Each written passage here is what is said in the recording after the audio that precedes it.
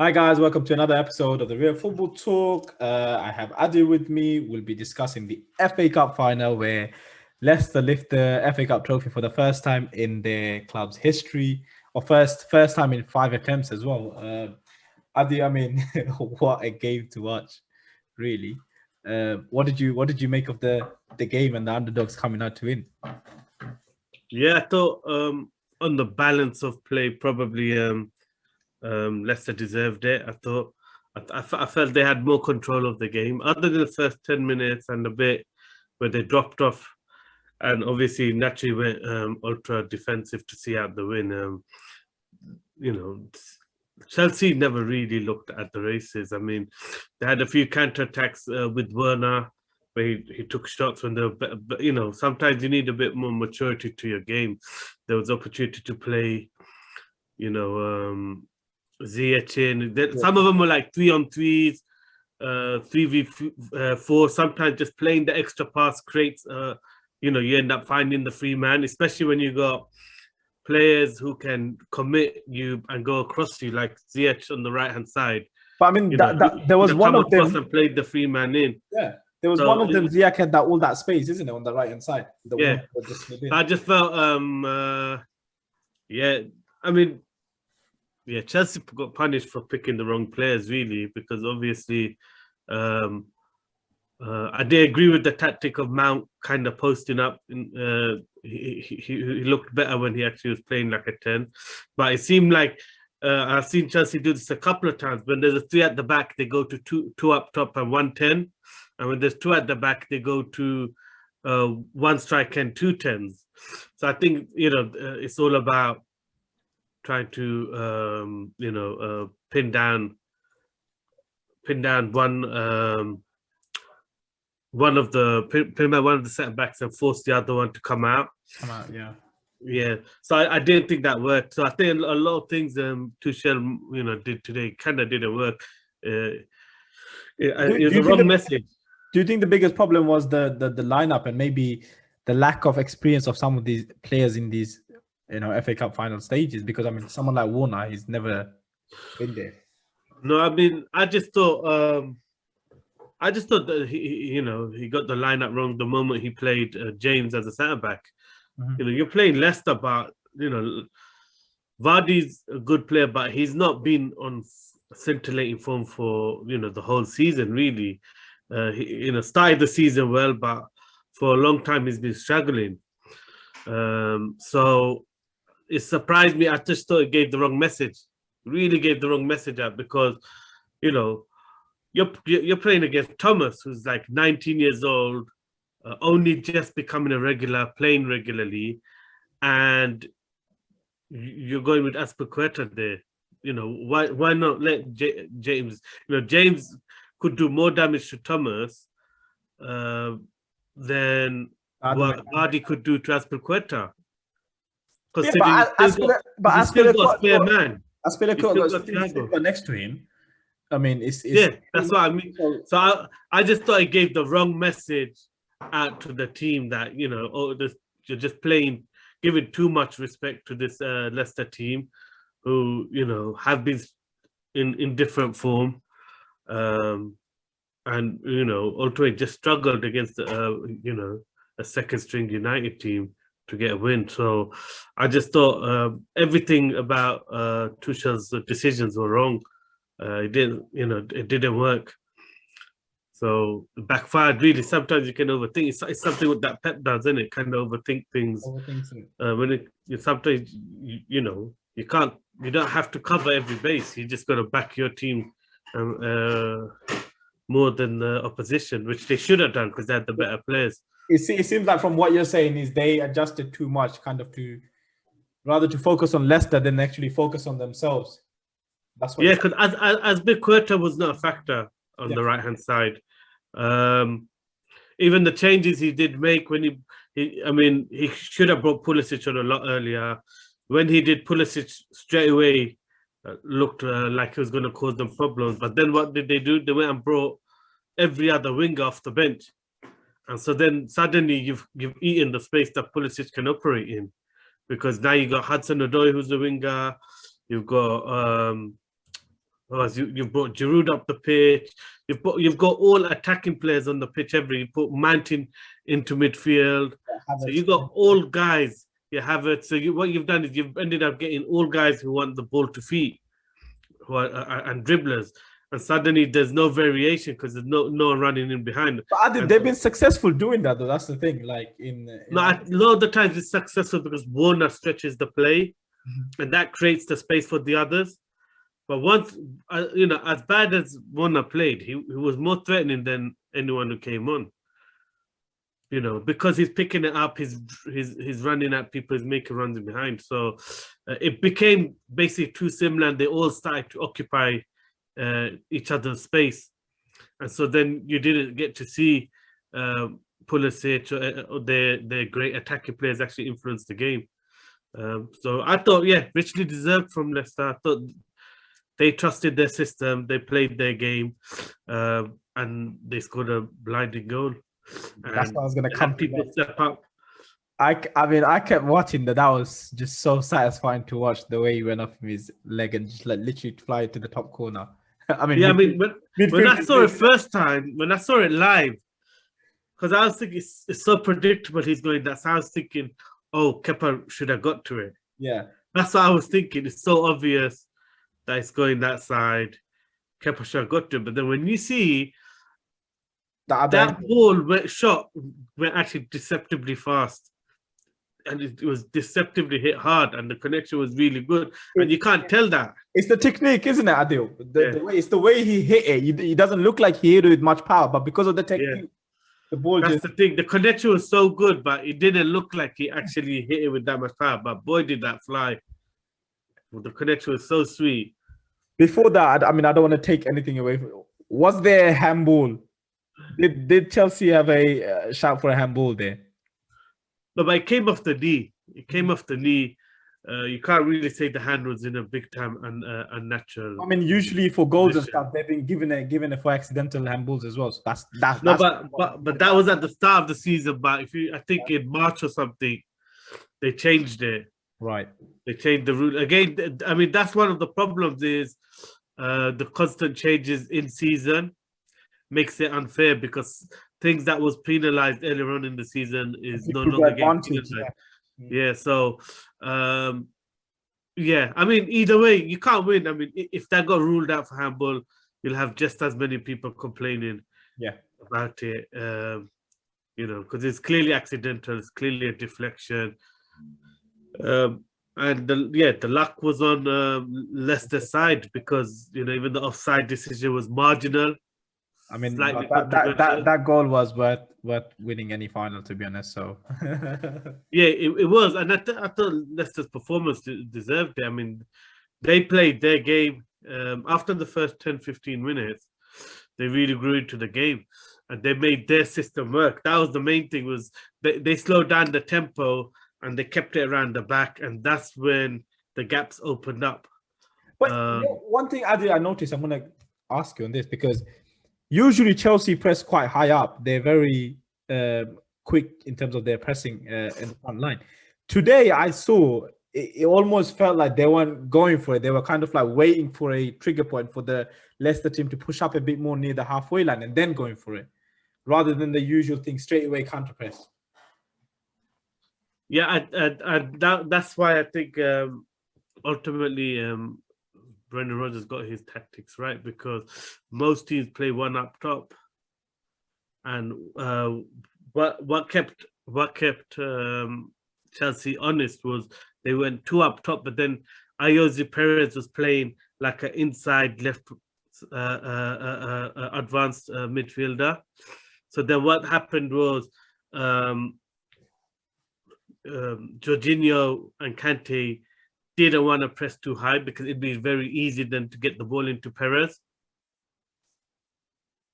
So that's what basically forced them to kind of try and wait for them to squeeze the pitch by the Leicester players coming out with the ball a bit more, and then they could do that press, because then the gap to the back line, and that's the Jamie Vardy effect. The gap between Kante and the back line won't be so big. So then, because Chelsea didn't want to push up that high because they didn't want to leave the space for Vardy to sprint in behind. They know, Thiago Silva's legs aren't that great. Do you get it? So, I mean, that's what they're trying correcting with James, isn't it? There, that you were saying. Yeah, they was contracting, but still, they didn't trust James enough to go in tight on Vardy and the back line to go in high on Vardy because he's not a natural defender. Yeah. So what happened was those two factors of Ayoze Perez's positioning and the Jamie Vardy effect meant they didn't want to leave too much of a gap between the midfielders and the back line. And the back line wanted to stay slightly more deeper. So you see the whole game, they never went up to the halfway line like they normally would do in games. Yeah. I mean, we've seen games where they completely camped in the opposition half. Today, they did not want to even go halfway between, their own half. That's how much they were worried about the pace of Vardy. I mean, something I want to really touch upon is Brendan Rodgers. I mean, what a job he's doing at Leicester. Yeah. And he mentioned in his post-match conference that they've had a lot of injuries to key players. They have. Vardy was out for a spell. Madison's been out a few times. I mean, Soyuncu came back towards January. They had Evans out for a while. Season. Yeah. So they've had Pereira, their best right back, he was out. Then you had James Justin go. Who was their form player at the time? Yeah. Yeah. So they've been really twisting and changing a lot of the players, and credit to him for keeping it going, Yeah, and that's the thing. A lot of people, you see a lot of other clubs complain about their situation, but Leicester just get on with it, and they show a real good mentality in the way they just get on with it. I was really impressed with the way they performed because they looked nervous in that first 10-15 minutes, and they really struggled to get any passing going. And I was thinking, oh no, this is going to be complete Chelsea domination. Yeah. And then they really got their way back into the game by slowing down their tempo. That first 10 minutes, they're trying to play too quick. And Chelsea are very good at doing that because they dominate so much. They make you feel like, they're leaving gaps at the back. So if you go direct, if you pass out quick, you've got a chance. And what they do, because they're very good at reading and sweeping up everything, those balls, direct balls. Tielemans was putting some beautiful balls in, wasn't he, though? Yeah, I mean, I thought in the first half, Tielemans and Fofana were amazing, were excellent. In the second half, Tielemans continued. And yeah, I mean, that in for Vardy, it was a great bowling. I mean, I have the need. If that's De Bruyne, everyone's going crazy. Yeah. I mean, everyone was raving about Trent's cross the other day for me. Yeah. No, this one was real tough one because the ball got set back first time, a perfect way. Everything about it was amazing. Just shame Vardy kind of didn't get enough on it. Jump up and high enough, yeah. Yeah. In terms of this result, and I mean, obviously Leicester got a game against Chelsea again and their Champions League spot. How much of a boost would that give Leicester in belief? Surely, because this was a Chelsea team coming into this game in full form. Yeah, I mean, obviously it will give Leicester belief, but it's a totally different game. It's not a cup final. It's at Stamford Bridge. Chelsea will be hurting. They were able to make 5, quality subs. I think they used all 5 quite early-ish by the 70th minute. So they've got a bigger squad. They got stronger backups. So I think it'll be a totally different game. I think Leicester will have to pretty much go with the same players they've got. So I do think Chelsea will have more motivation, and they'll probably be slightly the fresher team because Tuchel will be able to make more changes. So yeah, I don't think Leicester go into a game not believing in themselves anymore. They've beaten actually all top 6 teams this year, I think. Yeah. Don't know if they beat Liverpool. Did they beat Liverpool? Yeah, they beat Liverpool. Yeah. Yeah. So they've beaten every top 6 team this year. So I don't think there's a question mark about their belief in the big games anymore. They clearly have it. And Brendan Rodgers made the tough calls. I mean, he dropped Madison, Yeah, which was really surprising, and so he made the tough calls that needed to be It paid made, off. It paid off. and The trophy. yeah, yeah, and it's just really nice to see the way even you could see how close the owners are with the managers and the whole thing. The players The whole players club. celebrated the players celebrated with more excitement when the owner lifted the cup, and that says a lot. That's how much they quite a tight knit group Leicester City is. So I'm kind of happy for Brendan Rodgers, because you started to question, is he a guy who can just exceed expectation but not take that final step when it comes to Win trophies, yeah. which is winning titles. But you'll always say he performs above average with the teams he has. So this is good. He deserves that. He's clearly a quality manager, and Leicester richly deserved it.